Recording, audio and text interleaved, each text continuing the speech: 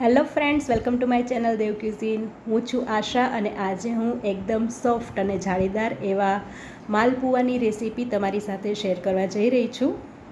માલપુઆ એક એવી sweet dish છે જે જનરલી ગુજરાતી ઘરોમાં પણ બનતી હોય છે અને ઇન્ડિયામાં પણ બનતી હોય છે, પણ બધા અલગ અલગ રીતે બનાવતા હોય છે. તો ચાલો બનાવવાની શરૂઆત કરીએ.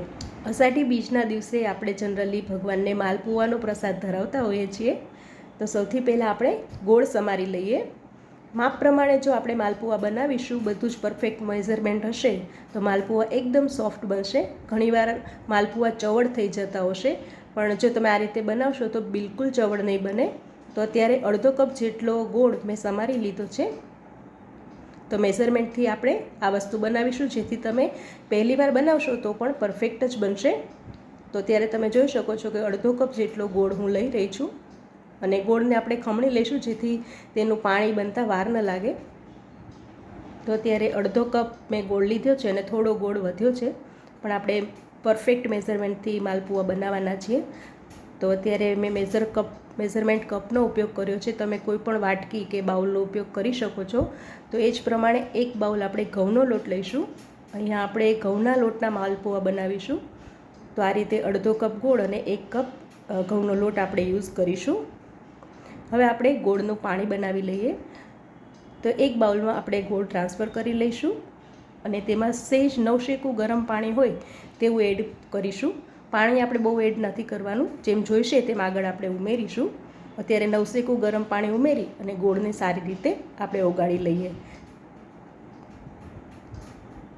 થોડી વાર રેસ્ટ કરીશું એટલે સરસ રીતે ગોળ ઓગળી જશે. તો આ રીતે સરસ પાણી તૈયાર થઈ ગયું છે. હવે આપણે બેટર બનાવી લઈશું. તો એક મોટા બાઉલમાં ઘઉંનો લોટ ટ્રાન્સફર કરી લઈએ.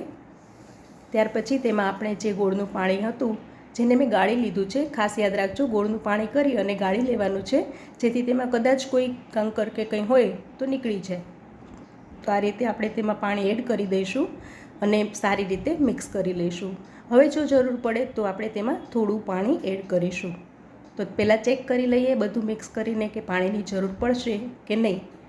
તો મને થોડું પાણી એડ કરવાની જરૂર લાગે છે, તો મેં થોડું પાણી એડ કર્યું છે. અને જરા પણ લમ્સ ન રહે તે રીતે આપણે સારી રીતે મિક્સ કરી લેવાનું છે. તો પાણી ઉમેર્યા પછી તમે જોઈ શકો છો બેટર એકદમ પરફેક્ટ રેડી છે. તો હવે ઢાંકી અને 10 મિનિટનો રેસ્ટ આપીશું અને ત્યાં સુધી આપણે ચાસણી બનાવી લઈએ. ચાસણી બનાવવા માટે એક પેનમાં મેં અત્યારે પોણો કપ જેટલી ખાંડ લીધેલી છે. તમે જો વધારે ગળ્યું ખાતા હોય તો 1 કપ ખાંડ લઈ શકો છો. અહીંયા આપણે 1 તારની કે 2 તારની એ રીતે ચાસણી નથી લેવાની અને થોડું અડધો કપ જેટલું પાણી એડ કરવાનું છે, જેથી ખાંડ સારી રીતે ઓગળી જાય. હવે તેમાં આપણે થોડું કેસર અને અડધી ચમચી જેટલી એલચી પાવડર નાખી દઈશું, જેથી તેની ફ્લેવર ખૂબ જ સરસ આવશે. સાથે જ તમે ગુલાબની પાંદડી પણ એડ કરી શકો છો. હવે આપણે ખાંડ ઓગળે ત્યાં સુધી તેને ચલાવતા રહીશું અને લગભગ 2 થી 3 મિનિટમાં તો ખાંડ ઓગળી જશે. તો આપણી ચાસણી તૈયાર થઈ જશે. તો ધીમા ગેસ ઉપર અત્યારે ચાસણી બનીને તૈયાર થઈ ગઈ છે, તમે જોઈ શકો છો. તો હવે આપણે ગેસની ફ્લેમ ઓફ કરી અને ચાસણીને સાઈડમાં મૂકીને આગળની પ્રોસેસ કરીશું.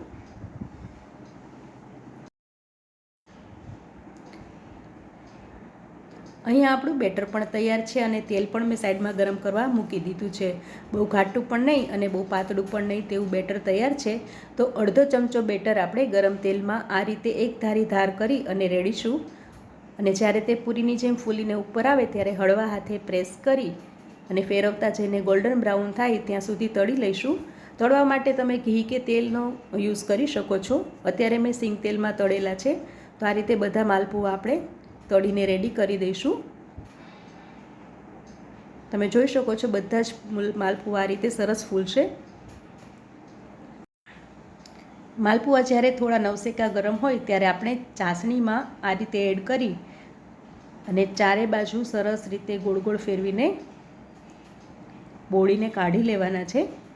આ રીતે સારી રીતે નિતારી લઈશું. તો એક એક માલપુઆ હું આ રીતે ચાસણીમાં ડીપ કરી અને કાઢી રહીશું, જેથી કરીને સરસ કોટિંગ બની જશે ચાસણીનું. ચાસણી પણ થોડી ઠંડી હશે અને થોડી ગરમ હશે એટલે માલપુઆ ઉપર સરસ લેયર બની જશે. અને ખાવાની ખૂબ જ મજા આવશે. તો આ રીતે બધા જ માલપુઆ આપણે સરસ રીતે ચાસણીમાં ડીપ કરી અને એક પ્લેટમાં કાઢતા જઈશું. તમે જો કોઈ વાર બનાવ્યા ના હોય તો ચોક્કસ આ રેસીપીથી ટ્રાય કરજો અને તમારા ફ્રેન્ડ સાથે પણ શેર કરજો.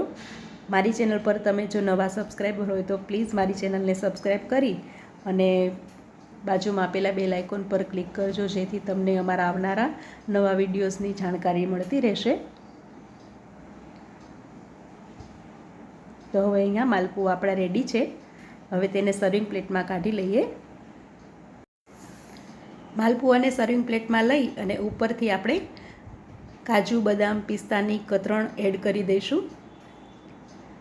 તો આ રીતે ડ્રાયફ્રૂટવાળા માલપુઆ તૈયાર થઈ ગયા છે. તમે ચોક્કસથી અષાઢી બીજ પર આ રીતે માલપુઆ બનાવીને પ્રસાદ ધરાવજો. એકદમ પરફેક્ટ માલપુઆ તૈયાર છે. આ રેસીપી તમને કેવી લાગી તે મને ચોક્કસથી કમેન્ટમાં જણાવજો. અને જો કોઈ વાર ન બનાવ્યા હોય તો ચોક્કસ આ રેસીપી ફોલો કરજો. તમારા માલપુઆ પણ એકદમ સોફ્ટ બનશે. તો હવે માલપુઆ બનાવવા એકદમ ઇઝી છે, ખરું ને? તો આ રેસીપી ચોક્કસ ટ્રાય કરજો અને ફ્રેન્ડ સાથે શેર પણ કરજો, જેથી કરીને અષાઢી બીજ પર તમે આ પ્રસાદ ઘરે બનાવી શકો. તો ફ્રેન્ડ્સ, ફરી મળીશું નવી રેસીપી સાથે.